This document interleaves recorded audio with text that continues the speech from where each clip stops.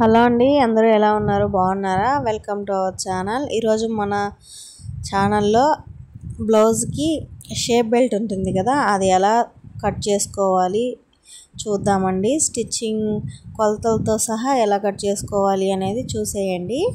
మనం shape బెల్ట్ని cut చేసుకుంటే కొలతలు తీసుకునే ముందు బ్యాక్ పార్ట్ ఉంటుంది కదా, మనం already first back part cut చేసుకుంటాం, తర్వాత ఫ్రంట్ పార్ట్, ఆ తర్వాత షేప్ బెల్ట్ కట్ చేసుకుంటాము.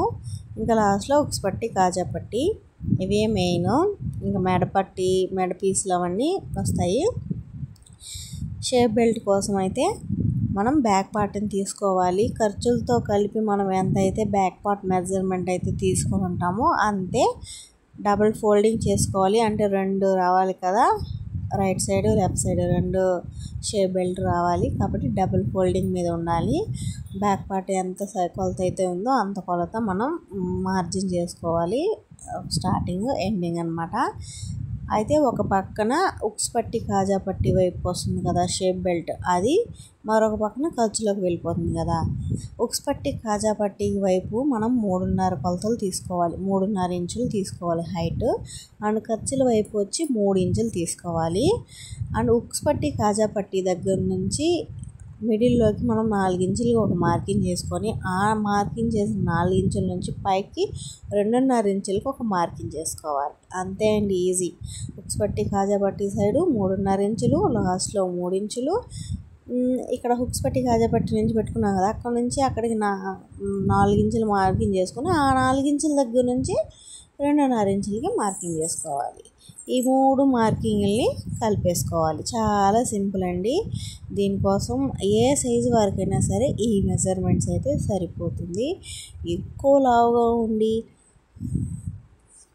జస్ట్ ఎక్కువగా ఉంటే ఇక్కడ హుక్స్ పట్టి, కాజా పట్టి సైడు 4 ఇంచెస్ తీసుకొని అక్కడ 3.5, ఇక్కడ 3, అలా 1/2 ఇంచ్ కలుపుకుంటే సరిపోతుంది. ఇంకా సన్నగా ఉన్న వాళ్ళకైనా మీడియం సైజ్ వాళ్ళకైనా ఈ మెజర్మెంట్స్ అయితే సరిపోతాయి. అయితే షేప్ బెల్ట్ మనం త్రిబుల్గా కట్ చేసుకుంటే షేప్ అనేది ఎత్తినట్లు ఉంటుందన్నమాట.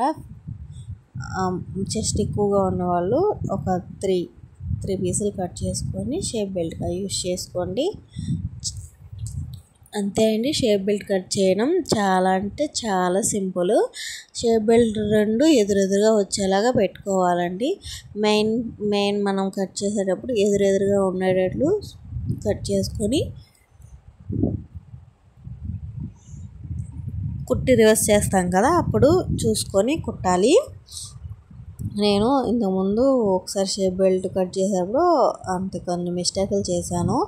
ఎవరైనా సరే మిస్టేకులు చేయండి ఏది నేర్చుకోలేరు. మిస్టేకులు చేస్తేనే నేర్చుకుంటారు.